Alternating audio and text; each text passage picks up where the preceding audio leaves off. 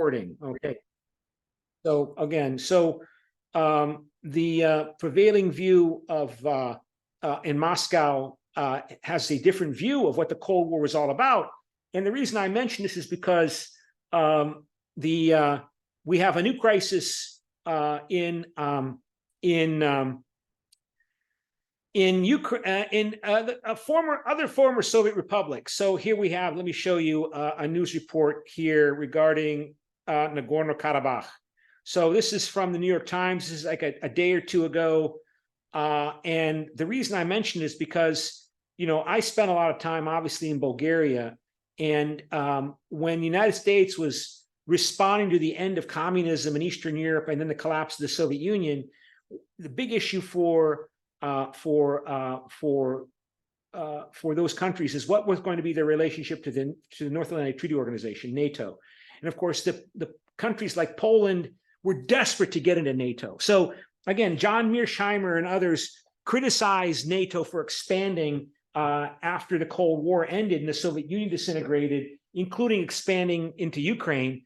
But on the other hand, any American president was going to be under tremendous political pressure from that national security establishment and its allies in the media and its allies among ethnic voters in the United States to bring in Poland and the other countries of formerly communist Eastern Europe into the zone of peace, as it was described, the NATO and European Union area, and to protect them after all of the abuse that those countries had suffered during World War II and then under the Soviet Union. I don't know if any American president politically would have been in a position to say, no, we're not going to expand NATO. They might have said that, but politicians are always focused upon winning the next election. They're always focused upon affecting public opinion in a favorable way, including winning the next election. So any American president that refused to expand NATO was going to face a challenge. Now, people like John Mearsheimer, who I've talked about before in other classes, I was just, again, listening to him this morning, you know, he points out that in the 1990s, that William Perry, Bill Clinton's Secretary of Defense, when Bill Clinton was president from 1993 until 2000, that William Perry was opposed to the expansion of NATO. There were other individuals who were opposed to the expansion of NATO. There were a number of people opposed to the expansion of NATO, but Bill Clinton decided to expand NATO. And he decided to expand NATO despite the warnings that he was getting from a number of different people that would be a disaster, that would set up a conflict with Russia, because Bill Clinton is a typical politician. George W. Bush is another typical politician who is primarily concerned about personal power drive, their own personal power drive to win the next election, to maintain their status and prestige. And he was not willing to listen to Bill Perry, his Secretary of Defense, who was opposed to NATO expansion. Other people were opposed to NATO expansion. Angela Merkel, and after George W. Bush becomes president in 2000, defeating Al Gore, despite the fact that George W. Bush won 500,000 more votes in the 2000 election than did Al Gore. Al Gore won 500,000 more votes than did let me just put up the U.S. election 2000 with it was let me see here. So here, just to show you again the importance of American domestic politics in shaping American foreign policy. So this was the 2000 election, and George Bush won. He defeated Al Gore, Bill Clinton's vice president, even though let me see if I can get the why doesn't it come up with the presidential election? So it should have the vote totals here. So I guess maybe I have to go U.S. presidential election. Well, why doesn't it just take me to the U.S. presidential election? So 2000 U.S. Let me just go here to 2000.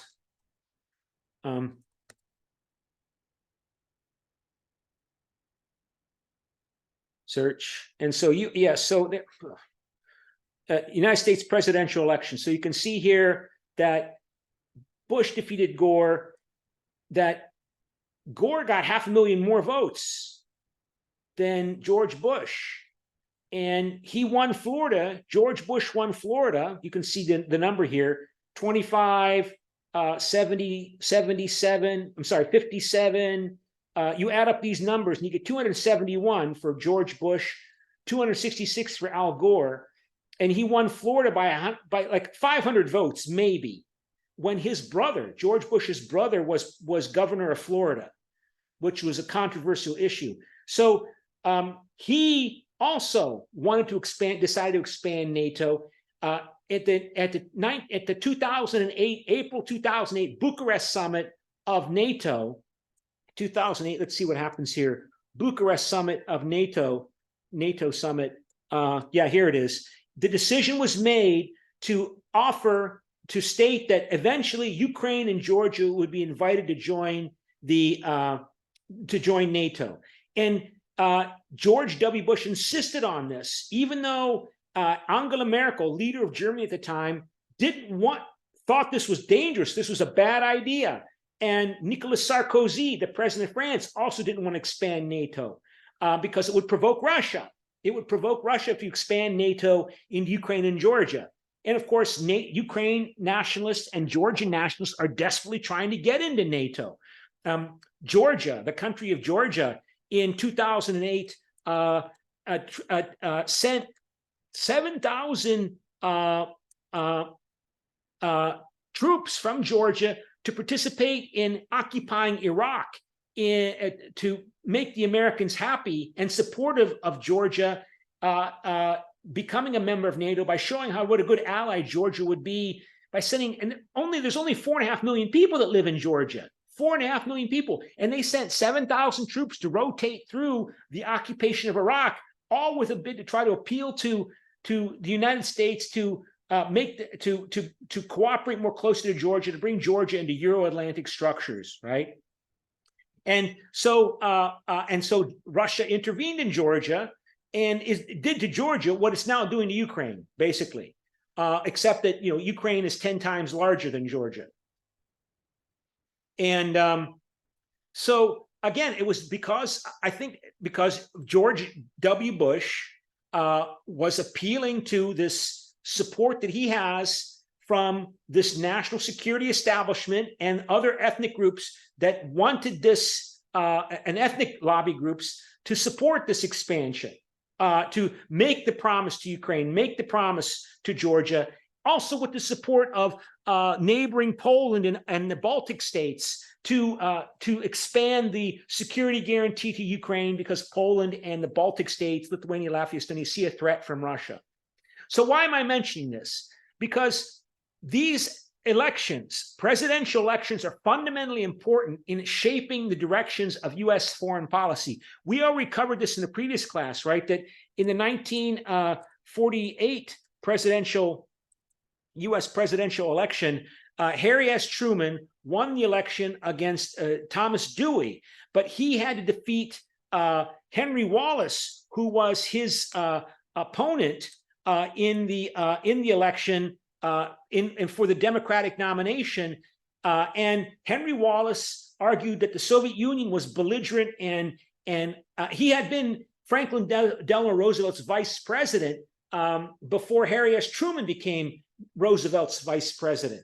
And he argued that the Soviet Union was acting belligerently and because it was perceived a threat from the United States. He would run for president in 1948 and lose to Harry S. Truman. Harry S. Truman would win, and Harry S. Truman and his advisors believed that the Soviet Union was belligerent not because it was afraid, it was belligerent because it saw an opportunity. It was a Russian version of Nazi Germany. So could Wallace have won? Well, he didn't.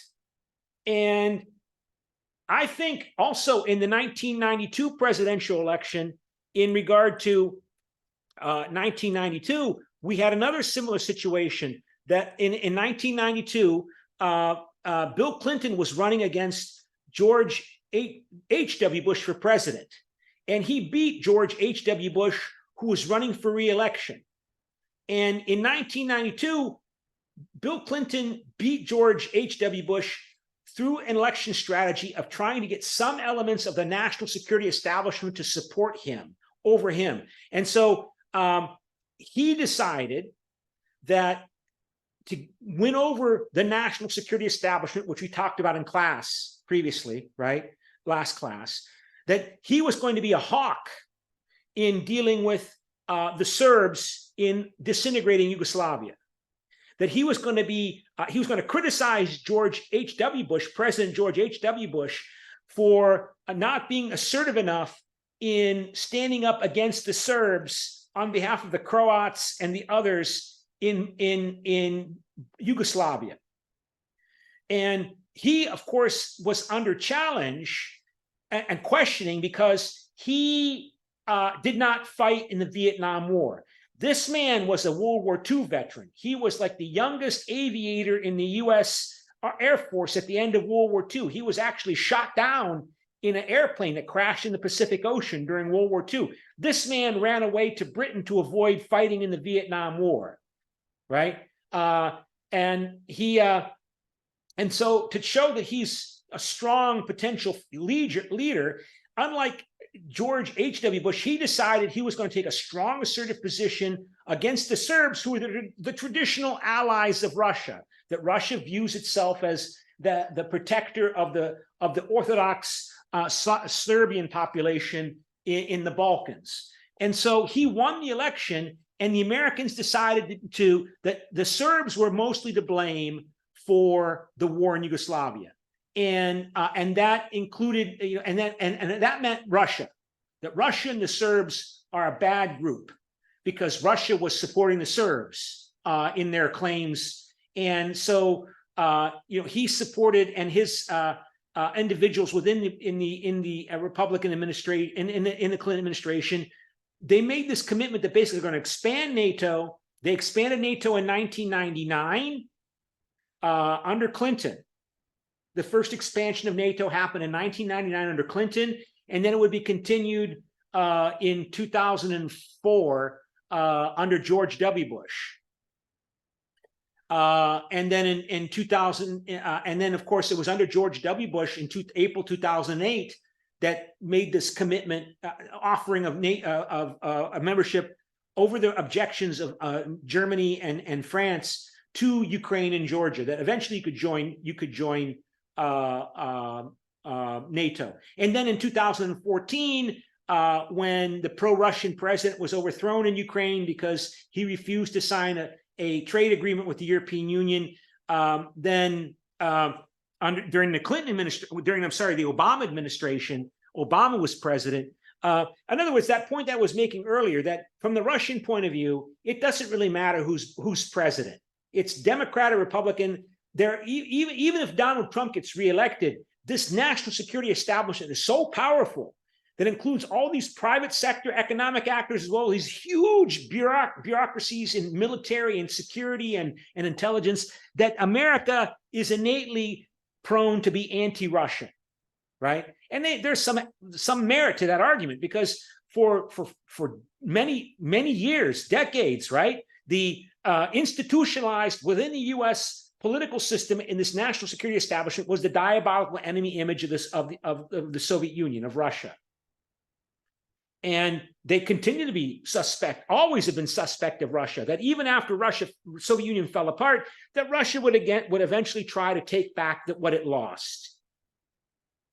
And so you can make a sort of a self-fulfilling prophecy.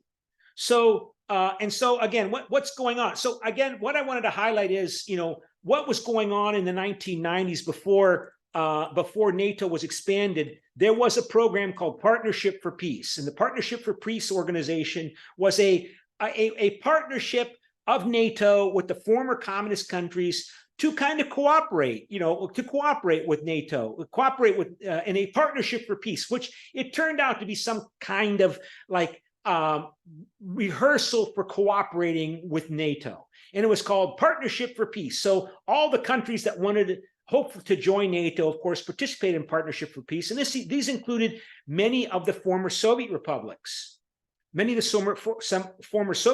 including Armenia and Azerbaijan. They participate, as well as East European countries, but included Georgia, Armenia, Azerbaijan. And so and of course, I remember when I was in Bulgaria at the time, the NATO was, encouraging these countries to cooperate and become adopt new attitudes of being cooperative and maybe even friendly towards each other. And of course, the claim was made, that NATO is a force for peace. The argument was made that NATO, if it were not for NATO, Turkey and Greece would have gone to war with each other, because they argue and fight over Cyprus and the occupation of Greek territory at the end of World War I. And if we're not for NATO, Greece and Turkey would have gone to war, but they haven't because of NATO. And so something similar could happen with other traditional adversaries elsewhere in Europe and Asia, like between Armenia and Azerbaijan. So as part of these Partnership for Peace programs, NATO would invite, Azeri and Armenian and Georgian and Ukrainian and other military officers to come to NATO training events and cooperate and study together and learn. And so at one of these events in the 1990s, NATO decided to put in the same apartment. I remember this. They put in the same apartment to share an apartment at this event in Budapest, in Hungary. It was in Budapest, in Hungary. A military officer from Armenia and a military officer from Azerbaijan, to be bunk buddies, to get to know each other, make friends, and at this event, the Azeri officer killed the Armenian officer that was his roommate in that apartment that they were sharing as in this NATO training event. The Azeri officer basically decapitated, cut off the head of his Armenian apartment mate. Which, I mean, it's just the naivete of NATO that, Turks and Greeks get along, then of course the Azeris and Armenians would get along. And of course, Armenians are the first to tell you that they were the first modern genocide in the 20th century at the end of World War I by the Turks. And they conclude the Azeris, the Azerbaijanis are Turks in their view, right? The Turks and the Azerbaijanis are basically the same. And that was the first modern genocide that killed hundreds of thousands, maybe millions of Armenians at the end of the Ottoman Empire, at the end of World War I. And so, NATO just, we will come together and cooperate. And so we had that outcome. And I always thought about that for forever, for longest time. And then I saw this report yesterday in the New York Times. What's going on in the news, right? That when the Soviet Union broke up in 1988, a few years after this video was produced, fighting restarted between Armenians and Azerbaijanis. And the Armenians took back a part of, they took territory that belonged to Azerbaijan in order to unify the Armenians in Azerbaijan together with the Armenia. So let me make sure you can see this. So we go to share a screen, and I think you can see this. So this is Nagorno-Karabakh conflict. So this part is an autonomous territory in Azerbaijan populated by Armenians. And in 1988, as the Soviet Union was disintegrating, war broke out, and eventually Armenia conquered all of this territory of Azerbaijan and expelled all the Azeri people living around Nagorno-Karabakh. And they conquered and occupied this territory. And, tens of thousands of people died. I mean, it was a war like in the Balkans, but you didn't hear much about it. And this, you see the 1994 ceasefire line.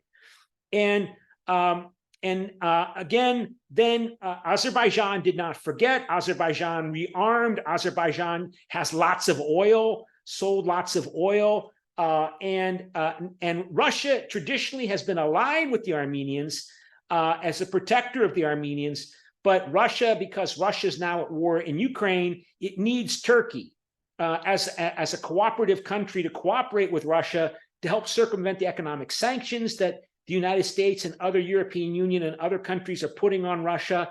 that the Russians cooperate closely with Turkey, which means that they have decided that they're not going to oppose Turkey's interests in protecting what Turkey views as their brother Azerbaijanis. So Azerbaijan has used its money, its oil money, buying lots of weapons, including from Israel. They bought lots of drones from Israel and other supplies from Israel. And they've been launching attacks again in 2020, and then most recently now, and have retaken this whole territory that Armenia conquered. And now these Armenians that lived here, there was about 150,000 Armenians left in this territory in Nagorno-Karabakh, are, as we speak, they're fleeing. And they pretty much have to flee because they'll all be killed. The hatreds are so intense. Well, you know how, I mean, I just told you what happened in Budapest in the 1990s, right? So this is the news report that was in the New York Times about this event. And so again, just let me show you, I had Armenian students at the American University in Bulgaria, and one of their jobs as Armenian diaspora was always to represent Armenia and Armenia's claims to Nagorno-Karabakh. And one of the big strategies of Armenia to try to protect Nagorno-Karabakh, its conquest of that territory in Azerbaijan, was to point out that the Armenians had suffered genocide. So they pushed and pushed and pushed to get all of these countries to recognize the killings of Armenians at the end of World War I as a genocide by the Ottoman the Turks against the Armenians. Partly because they wanted to use that as a justification for stopping Azerbaijan and Turkey from threatening Armenia's annexation of that territory in Azerbaijan to Armenia. So, you can see, I mean, if you go to the Wikipedia page, right, this is the Armenian genocide recognition. They got all of these different countries to recognize the genocide officially, that the killings was an intentional effort by the Turks to erase Armenians and Armenia. So here are the countries that have approved it, other organizations that have recognized it, countries that have recognized the Armenian killing as a genocide. And you can all see it's all since the end of the Cold War. I don't see South Korea here, Italy, Greece, Germany, France, but it didn't work because Azerbaijan has taken back the territory. And unfortunately, the Armenians are fleeing for their lives as we speak, because of course, the Armenian government says, the Azerbaijan government in Baku, says, no, it's okay, you can stay. But of course, they shouldn't believe that, right? So you can see the refugees fleeing. And, if any of you go to like California, if you go to Berkeley, or you go to University of California, Berkeley, or or University of California, Los Angeles, you'll see monuments and demonstrations by the Armenian population, because there's a big Armenian diaspora in California. So they're very active politically in California, but they're not as influential as, for example, the pro-Israel lobby in the United States, because there's not as many of them, and they're concentrated in California. So there's about 1 million of them in California, but there's not enough to politically shape the United States. You can see protests in Yerevan, but this is again partly a consequence of the war in Ukraine, because Russia needs Turkey. Russia has a peacekeeping force in Armenia. It didn't work. It wasn't active. It didn't engage. It didn't stop the Azerbaijanis from attacking. And as far as I can tell, at least the New York Times media reporter is speculating it's because Russia is an emergency situation in Ukraine, and it needs Turkey on its side to help it. And so they've written off basically Armenian claims to Nagorno-Karabakh. So all of those people are basically being ethnically cleansed from Nagorno-Karabakh. All those Armenians are being expelled as we speak. And they're lucky if they get out with their lives. So, and of course, you can see the Armenian lobby was very active in California. Nancy Pelosi is a Congress member from California. She was very vocal and articulate on behalf of the Armenians because they are very influential in California politics because they're concentrated in California, right? So, if you're an American politician, you're always thinking about the next elections. So, but it's not been enough, obviously, to defend the Armenians. And it's partly you have to tie to this war in Ukraine because Russia needs Turkey, and that means they have to side with the Turkish demands regarding Azerbaijan, that Azerbaijan will control its sovereign territory, that the Turks, the Armenians may not change the borders of Azerbaijan through military intervention. That's illegal under international law. They've got their legal arguments, both sides, right? But the Armenian argument was that basically that they have to do this because they've already suffered genocidal attacks by the Turks, including the Azerbaijanis, 100 years ago. And so they're acting in self-defense against genocidal violence by taking a big chunk of Azerbaijan.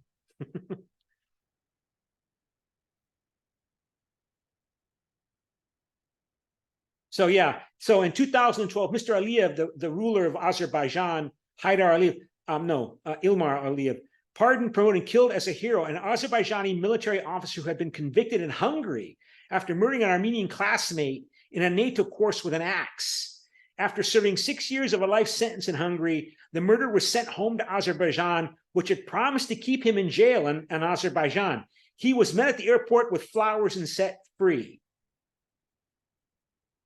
So if you're an Armenian, you need to get out of Nagorno-Karabakh now, if you're able, before you're killed, or worse. So this is, of course, the Armenians commenting, while sneering at Armenia for pursuing a so-called peace agenda, he acknowledged that his beleaguered republic's ideas and expectations regarding international law, this is a leader of Nagorno-Karabakh, had been unrealistically divorced from reality, in apparent reference to its long-standing opposition to any peace deal that did not grant Nagorno-Karabakh statehood entirely separate from Azerbaijan. So, just to show you, the breakup of the Soviet Union continues. But of course, I always plan to do too much in these classes because, but again, I guess to conclude before we go to our debate, the point I want to emphasize is that American presidential elections are important for setting a trends in American foreign policy strategy. The 1948 election in the United States set the Cold War in place. Maybe Henry Wallace, if he had won, could have prevented it. Who knows? The 1992 election of Bill Clinton against George H.W. Bush pushed the Americans in favor of expanding NATO through with opposition to Serb and Russian allies. And so that helps set the stage for America's view that it needs to establish a Pax Americana. It needs to expand NATO, expand the European Union. Again, the first phase of expansion of NATO happens under the Clinton administration in 1994. Under Clinton, a Democrat, and then continue with George W. Bush. That's the argument made by my professor when I was in school, that 1992 election was really important. And so the question emerges then today. We have this escalating conflict between the United States and its allies against Russia in Ukraine. And what if Trump had gotten reelected in 2000, 4 years ago? Would this war have happened? Maybe not. If Donald Trump had won, maybe because the Russians would not have believed that Donald Trump, I don't know. What if? What will happen if this is really so dangerous, as people like John Mearsheimer is highlighting? Maybe it wouldn't be such a bad thing if Donald Trump got reelected next year. Would the Russians make it? And maybe it's too late for that. Maybe there's no way that basically Russia would insist that basically, it has to it has to continue to annex territory in Ukraine because they're never going to trust anything that the Americans have to say. Even if Donald Trump believes what he says, Donald Trump is not God. There's this national security establishment, this vast national security establishment in the United States that really drives U.S. foreign policy. So the words can come out of Trump's mouth or out of Emmanuel Macron's mouth, but they're just words. Maybe it is too late. Maybe NATO should be abolished. Maybe Donald Trump, if he gets reelected, he'll say, we're leaving Europe. Europe, you're on your own. Why are we still there? The Cold War is over. The Soviet Union's gone. Why are we there? Why are we in South Korea? The Cold War is over. Let the Koreans solve this problem. Let the Europeans solve their problems. Maybe that would be a good thing. Maybe it would prevent World War III. Maybe we shouldn't be so obsessed about Trump losing next year. On the other hand, you could say, well, Donald Trump has no plan. I mean, he killed the second most powerful, assassinated the second most powerful figure in Iran. He's dangerous. He doesn't have any plan for Korea. He'll just pull U.S. troops out of, try to just pull U.S. troops out of Korea without a plan. There won't be a plan. He doesn't have plans. Donald Trump is like he just acts on impulse. He's dangerous because he acts on impulse. He doesn't have a plan for getting out of South Korea. And that's dangerous.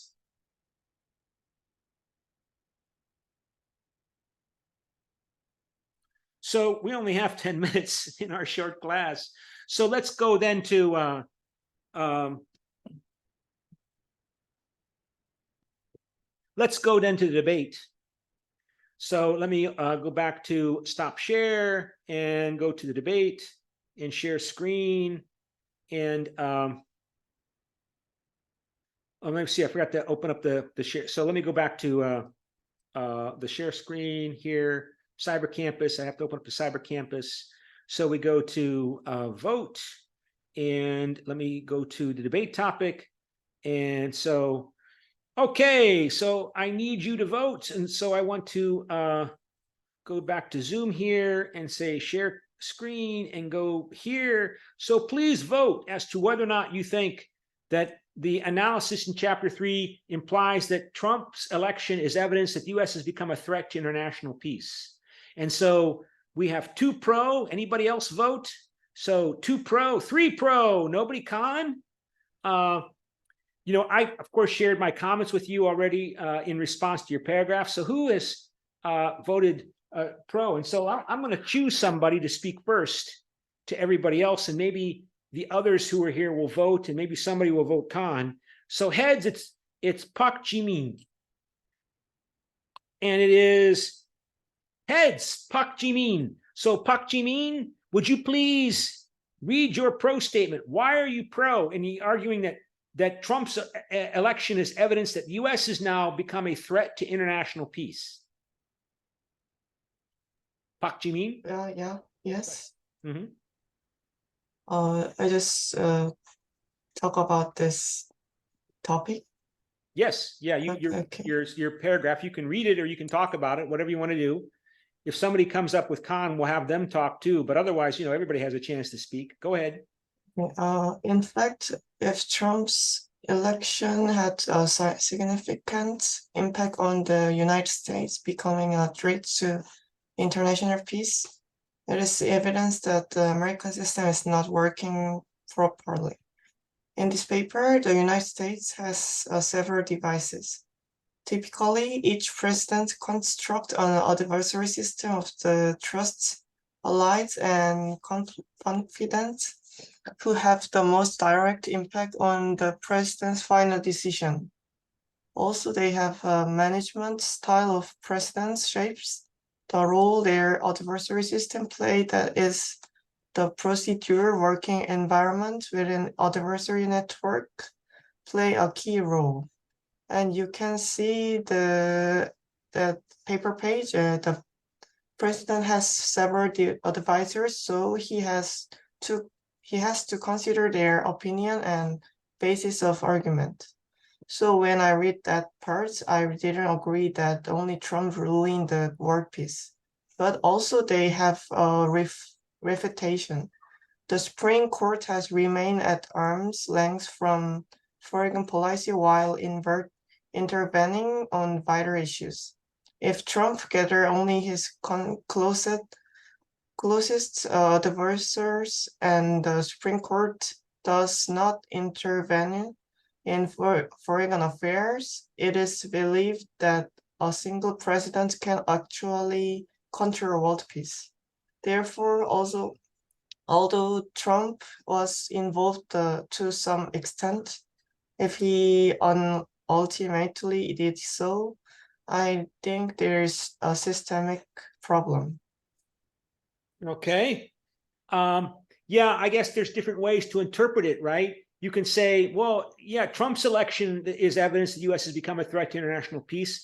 But let's see, we have 4 pro, and so I've spoken a lot, so I'm not going to say much more. You saw my comments on your paragraph, so you know what I'm going to say already. So let's just go on to the next person. So heads, it's Lee Ju-yeon, and it is tails. So heads, it's Kim Kon-tak, and it is heads. So Mr. Tak, could you please read your pro statement that Donald Trump's election is evidence that the U.S. has become a threat to international peace? Until 2008, I think the United States was the only world limited and progress of the Soviet Union. United States can control international border default, China's significant influence.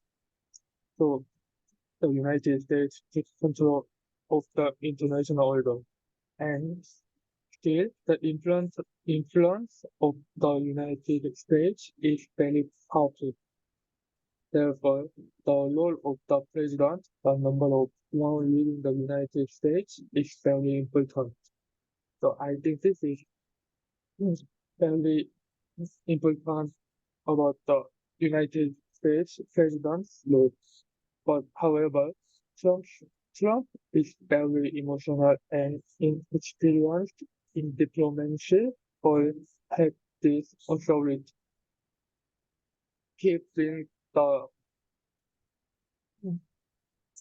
So nobody sorry, wants, keeping nobody, the go ahead. he keeping at the dictatorial regime and withdrew from the Paris Agreement. Also, he continues to be pro-Russian and has suspicions that related to Russia's intervention in the 2016 US presidential election. As such, Trump's presidency brings instability and threat in the international order. That's all. Okay. And so Lee Ju-yeon is heads, and it's tails. So Im Song-jin, can you go ahead and make your pro statement? Im Song-jin? Okay. I agree that can I hear that? Yes. Okay. I agree that the election of Trump is evidence that the US have become a threat to international peace. So I think the importance of globalization has become constantly discussed for centuries, including war or international internet technology or climate problems. So in now, globalization is really important thing in now. But Trump's election is maybe globalization's dump. Well, yeah. I mean, I guess, you think about my comments, right? I mean, what about the counter arguments that I made about how, the argument is made that maybe the U.S. is overextended. It's making conflicts worse. I mean, if Korea is ever going to reunify peacefully, there needs to be compromise on both sides, right? And it's not, and the South Koreans are not going to compromise with the United States here. The United States is not going to let South Korea compromise with the United States here. For example, I mean, what about my argument that basically, the U.S. is making conflicts worse? I mean, Russia would not have invaded, according to people like John Mearsheimer, this war in Ukraine would not have happened if the United States was not still expanding NATO, 30 years after the Soviet Union disappeared. Why is it expanding NATO? Well, because it claims it's a force for peace. It brought peace to the Greeks and the Turks. It'll bring peace to the Azeris and the Armenians. Ha ha. So, Lee Ju-yeon, please read your pro statement. Lee Ju-yeon? Lee Ju-yeon, are you there? Yeah, I'm here. Go ahead, read your pro statement.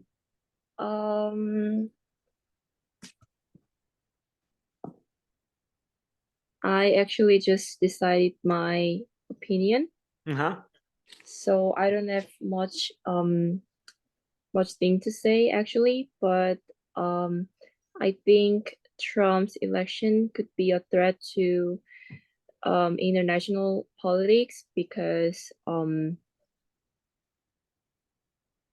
I think he is really radical when it comes to his diplomacy plans. For example, Trump said he wanted to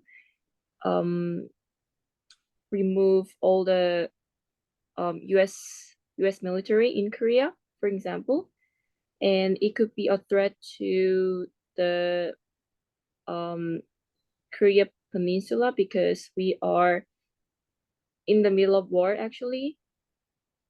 So that could be one example of why I think Trump's election could be a threat to international peace. Yeah, I mean, some people make the point that Donald Trump is not an isolationist. He's an American firster. He's an America first, not isolationist. America first. So he recognized Jerusalem as the capital of Israel, right? He's not supporting Palestinian self-determination. He doesn't want to withdraw from the Middle East. He doesn't want to withdraw from Israel. He doesn't want to withdraw from Saudi Arabia. He's an America first. He's not an isolationist who wants to withdraw from America from around the world. He doesn't want to work with anybody. He wants America to be more open and establishing its dominance. He doesn't like the European Union because the European Union requires and NATO requires that you compromise, at least look like you're compromising. He's more of a fascist than an isolationist. So that's the criticism made of Donald Trump. He's not a Fortress America isolationist who wants to end the cost America commitment abroad. He doesn't want to cut the defense budget. When he came in, the defense budget increased by 10%, even though he was talking about other countries ripping off America by free riding on America's defense capabilities and not doing enough. He didn't cut the defense budget. He increased it. And yeah, that's what Vladimir Putin would say. Yeah, it doesn't matter who's in charge. Trump, Biden, Obama, George H.W. Bush, George W. Bush, Bill Clinton. It's all the same in the long term. Pax Americana, like Pax Romana, a global American empire under the national security establishment. Okay, that's it for today. Any questions? If not, thank you for attending. Bye. Bye, teacher.